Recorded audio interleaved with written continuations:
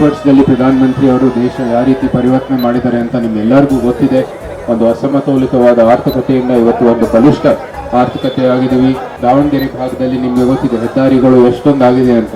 ನಮ್ಗೆ ದಾವಣಗೆರೆ ಹುಬ್ಳಿ ಇರ್ಬೋದು, ದಾವಣಗೆರೆ ಚಿತ್ರದುರ್ಗ, ಚನ್ನಗಿರಿ, ಬೆಂಗಳೂರು ದಾವಣಗೆರೆ, ಹುಬ್ಳಿ ದಾವಣಗೆರೆ ಅನೇಕ ಹೆದ್ದಾರಿಗಳಾಗಿದೆ. ನಮ್ಮ ವಂದೇ ಭಾರತ್ಗಳು 2014ರಲ್ಲಿ 0, ಇವತ್ತು 41. ಈಗಾಗಲೇ ಬೆಂಗಳೂರು ದಾವಣಗೆರೆ ಇದು ಕೂಡ ನಿಮಗೆ ಅನುಭವ ಇರುತ್ತೆ, ಬಂದವರೆಲ್ಲರೂ ಬೆಂಗಳೂರಿಂದ ಇಲ್ಲಿ ದಾವಣಗೆರೆ ಬರೋರು. ನಮ್ಮ ವಿಶ್ವವಿದ್ಯಾನಿಲಯಗಳು 400 ಇದ್ದಿದ್ದು ಇವತ್ತು 1000ಗಿಂತ ಹೆಚ್ಚಾಗಿದ್ದಾವೆ.